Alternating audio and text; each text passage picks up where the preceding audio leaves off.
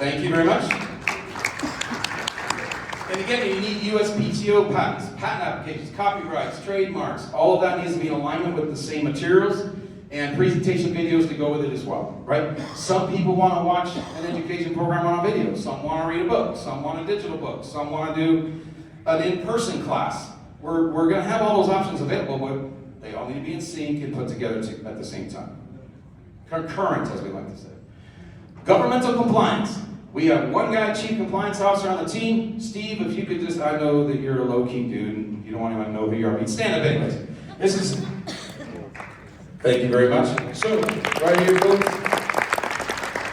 Mr. Burke is leading the charge on this, right? So Stephen Burke is full-time on our team, and he's taking this on, and he's working morning till night, doing everything he can on government compliance. Now, Professor Robert has a legal team.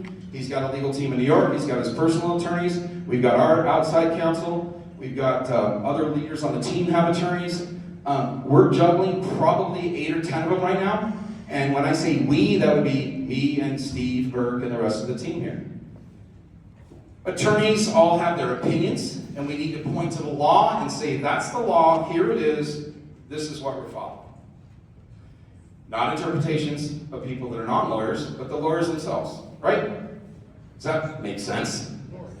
Now, the average SEC attorney on our team is $6.50 an hour. There's a couple that are even $8.50. Does it make sense for us to give them 100 hours of work to do at once? No. What we do is do all the heavy lifting, figure it all out, point to the law, ask them to read it, and give us their opinion and rewrite as they see necessary. That way we're managing time and money, right? Get things done faster and get costs down. Does that make sense? Now, can you imagine what it's like calling your SEC attorney late at night, like, hey, I have a document I need signed by tomorrow morning, I need to look at it right now. Do you think that goes over very well? Not really. So just understand, guys, we get it, and we know this needs to be done, and it's living one day at a time right now. All right? And Steve is a hardworking, dedicated person whom I love and trust, and we just keep going. Yeah? Yep. Okay. Now we're going to shift into real world, strategic and tactical plan. So strategic and tactical plan means, what's your business plan? What's the long-term plan? What's the strategy? Right? When you talk about strategy versus tactics, strategy big picture, tactics day to day.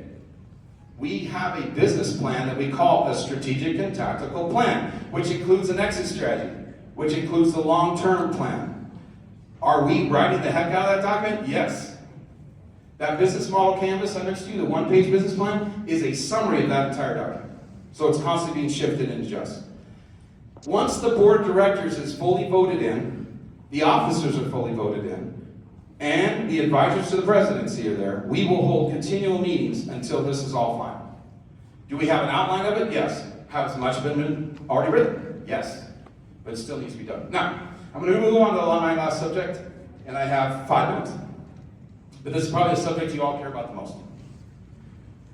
Real world assets. Now, as a team, it's important for us to support Professor Robert, the board members, the advisors, and the officers that we have gone through and made this list of real world assets. Staying on the stage here right now, I can tell you, we have outlined, as of today, real world assets of $1.2 billion, plus the mines that Professor Robert has outlined that we haven't finished the due diligence on. We also, because we've been doing this for 30 years, know lots of people out there in the universe that have assets. We created a website for them. Gary and I did. And that website is a private website. If you'd like access to that website, let one of your leaders know and we'll get you access to that website. But on that website, we are asking our past clients, our investor network, our high net worth individuals, our family offices, our hedge funds, our commercial bankers, if you've got real world assets with equity that can be pledged to G.G.C, we are looking to raise as much equity value as we can, with no limit, right?